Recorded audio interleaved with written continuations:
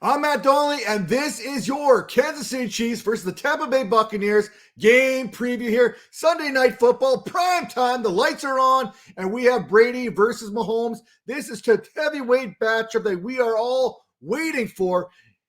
Right now, the Kansas City Chiefs, they entered this contest as 2.5-point favorites, but I know better than to count Tom Brady out of anything, especially now that he's starting to get his weapons back. Now, let's dive into the tail of the tape here, starting with Patrick Mahomes. Last week, he threw an interception. He had as many interceptions last week as he had arguments with Eric Bieniemy here. Now, the last 2 weeks, Mahomes, he only has 497 yards and 3 touchdowns. Last week, 262 of those 497 yards came in that contest against the Indianapolis Colts, in which he threw a touchdown, that aforementioned interception, along with only a 78.5 passer rating. Mahomes will need to figure out where the blitz is coming from here when the Buccaneers attack, because they like to attack from all angles. They have 11 sacks on the season, and Devin White has 3 of them coming from the linebacker position.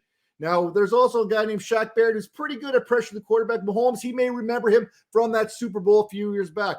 Now, the Colts, they brought pressure on Mahomes last week with 30.6% of his dropbacks resulting in pressure. Expect Tampa Bay to continue to blitz them like they did Aaron Rodgers a week ago, where they blitzed 41.7% of Aaron Rodgers' dropbacks. Now, for Tom Brady last week against the Green Bay Packers, he threw for 271 yards, but he only had 6.5 yards per attempt to go along with that 98.4 passer rating. Now, the more alarming issue here for the Buccaneers is they were only able to convert on third down twice on 11 attempts.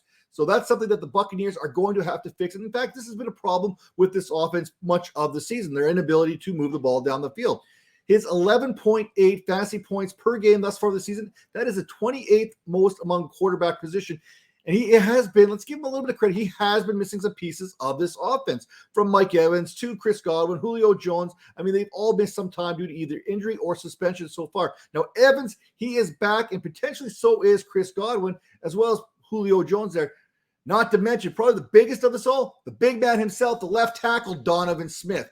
Kansas City has 10 sacks this season, with 5 of them coming last week, along with 10 quarterback hits against Indianapolis. Chris Jones and Carlos Dunlap, they lead the team here with a pair each along the defensive line there. Now, Green Bay, they managed to get to Brady on 3 occasions last week. Clyde Edwards-Helaire, you want to talk running game? There's a reason why I hate PPR right now. That's the fact that Clyde Edwards-Helaire somehow managed 8.9 fantasy points last week, despite not having any rushing yards. He only had 39 receiving yards, but somehow here we are with 8.9 fantasy points. I guess it does pay to be efficient, so you have to give the devil his due here on this one. But of all the running backs with 10-plus carries, he is number 1 with 4.1 yards after contact per attempt. He has turned 3 of his 5 red zone opportunities into touchdowns, so he has been efficient. Furthermore, to that efficiency, 12 targets, 12 receptions, that's going to help, especially in PPR. Now, the Buccaneers, they are only allowing opposing running backs 9.4 fantasy points per game, so temper your expectations for Clyde Edwards-Helaire this week. He's going to have to be really efficient to be fantasy relevant. Now, Jerick McKinnon, he has outsnapped Clyde Edwards-Helaire so far this season and has had more opportunities. The snap count right now is 87 to 77 for Jerick McKinnon. Meanwhile, he's been able to get more work inside the 10-yard line to a 12-9 margin. For Leonard Fournette and the Buccaneers, like I said, if Brady's happy to have Donovan Smith back, you can imagine how happy Leonard Fournette is to have him back. Now, Leonard Fournette has dominated this backfield, figuring in on 74% of the rushing attempts, earning a 12% target share while running a route on 72.5% of Brady's dropbacks. He's also had 7 of the 9 red zone opportunities have gone to him, as well as being present to 84% of the running back snaps. So we know that Byron Leftwich there, he's going to want to get Rachaad White involved at some point, but you would have thought he would have got him involved a couple of weeks back when this team really needed extra receivers. That did not happen. Now, speaking of the receivers, let's start with the Kansas City Chiefs wide receivers, starting with Juju Smith-Schuster. Some people out there right now, they are expecting big things here sooner rather than later when it comes to Juju Smith-Schuster. I mean, if you look at what he's done recently, he's got multiple weeks with a 20% greater target share there and an average depth of target of over 10 in multiple weeks, as well as 8 targets or more in that same span. But it is still Juju, so I'm still telling you to proceed with caution. You can go ahead and make that mistake. I'm not going to recommend it. Marquez Valdez-Scantling, hey, if there's any consistency in his game, it's that he is inconsistent. Now, he never fails to disappoint. In MVS, he has just 10 receptions through 3 games on 18 targets for 105 yards. Last week, he had 4 receptions on 7 targets for 48 yards. Jamel Dean and Carlton Davis are a couple of the best corners in the league today, and they will be looking to bounce back after yielding touchdowns to both Romeo Doubs and Ellen Lazard a week ago. Nicole Hardman, Sky Moore. Hey, you know what? Hardman is no better than Marquez Valdez-Scantling. 72 routes this season has translated into just 7 receptions and 67 yards. At least he has scored. And Sky Moore, I'm just waiting for this guy to break out at some point. You look at these wide receivers ahead of him, they haven't been doing anything. Let's get the rookie a little bit of love here.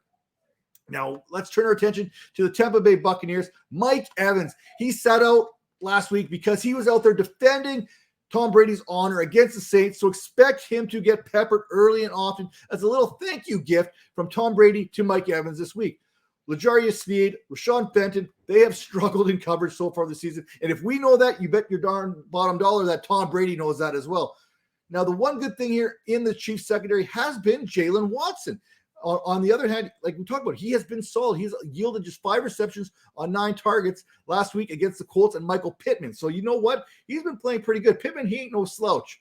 Now, Chris Godwin, don't pencil Godwin into your starting lineups this week. Let's get him in there. Let's see what he does on the field before we start putting him in our fantasy rosters. He is set to return potentially this week as he has returned to practice earlier on. Julio Jones, Russell Gage.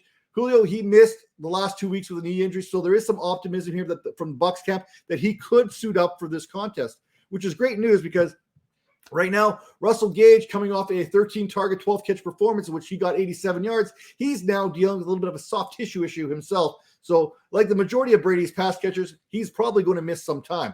Now, finally, let's talk about tight ends. And you can't talk about the tight end position without talking about Travis Kelce. Kelce is just 51 yards shy of passing Rob Gronkowski for the 5th most receiving yards among the tight end position in NFL history. Kelce leads the Chiefs with 24 targets, 17 receptions, and 230 receiving yards to go along with 2 touchdowns. He also sits just behind Mark Andrews as the 2nd highest scoring tight end in fantasy, averaging 12.4 fantasy points per game. Now, Kelsey, he's not doing it the traditional way there. He's not lining up with his hand in the dirt. 62% of his routes so far this season have come with him lined outside wide, which is the 6th most among the tight ends so far this season. Cameron Brate, hey, he's a tight end. I mean, that's all I'm going to say about that. But what I will say is if you are not subscribed to fantasypoints.com, do yourself a favor and head there today. Use promo code 22Vipers10. Get 10% off that subscription. Trust me, you will not regret it. You're going to win some championships here. We've got all kinds of great things going on over at Fantasy Points. You got your advanced matchups here that I like to reference here. We talk about Wes Huber, one of the smartest guys out there today. You got some analytics. You get your stat pack from Graham Barfield there. I mean, you name it, you got it over at fantasypoints.com, and we will see you next week.